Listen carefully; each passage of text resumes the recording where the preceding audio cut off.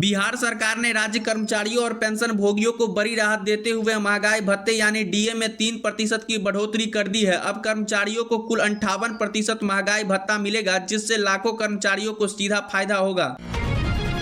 बिहार में जमीन और फ्लैट की रजिस्ट्री की प्रक्रिया अब पूरी तरह डिजिटल और पेपरलेस कर दी गई है। नई व्यवस्था लागू होने के बाद लोगों को दस्तावेजों की कम जरूरत पड़ेगी और रजिस्ट्री का काम पहले की तुलना में अधिक तेज, पारदर्शी और आसान हो जाएगा। सरकार का कहना है कि इससे फर्जीवाड़े पर भी काफी हद तक रोक लगेगी। बिहार सरकार ने ग्राम पंचायतों को बड़ी प्रशासनिक ताकत देते हुए अब उन्हें हाउस टैक्स और अन्य स्थानीय टैक्स वसूलने का अधिकार दे दिया है। इस फैसले के बाद पंचायतों की आर्थिक स्थिति मजबूत होगी और स्थानीय विकास कार्यों के लिए अतिरिक्त धन उपलब्ध हो सकेगा। मुख्यमंत्री कन्या उत्थान योजना के तहत वर्ष 2026 में इंटर पास करने वाले अविवाहित छात्रों को 25,000 रुपए की प्रोत्साहन राशि दी जाएगी। सरकार का कहना है कि इस योजना का उद्देश्य बेटियों को उच्च शिक्षा के लिए प्रोत्साहित करना और बाल विवाह जैसी सामाजिक समस्याओं को कम करना है। पटना हाईकोर्ट ने संबद्ध कॉलेजों के शिक्षकों के अनुदान में किए जा रहे भेदभाव को अवैध करार दिया है। कोर्ट ने साफ कहा कि समान कार्य करने वाले शिक्षकों के साथ अलग अलग व्यवहार नहीं किया जा सकता। साथ ही राज्य सरकार को 12 सप्ताह के भीतर इस मामले में उचित फैसला लेने का निर्देश भी दिया है।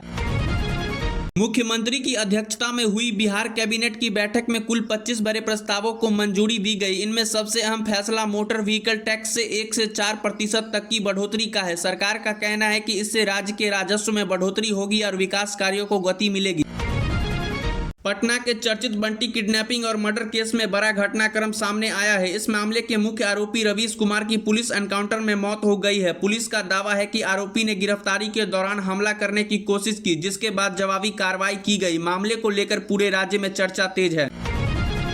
राष्ट्रीय खाद्य सुरक्षा अधिनियम के तहत बिहार सरकार 11 लाख से अधिक नए राशन कार्ड जारी करने की तैयारी में है। इसका उद्देश्य ऐसे जरूरतमंद परिवारों को योजना का लाभ देना है जो अब तक इससे वंचित थे।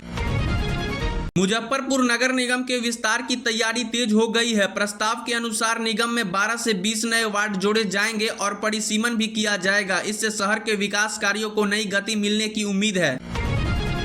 दरभंगा में बेटियों की उच्च शिक्षा को बढ़ावा देने के उद्देश्य से नए डिग्री कॉलेज का शुभारंभ किया गया है। इस कॉलेज के खुलने से आसपास के जिलों की छात्राओं को बेहतर शिक्षा का अवसर मिलेगा।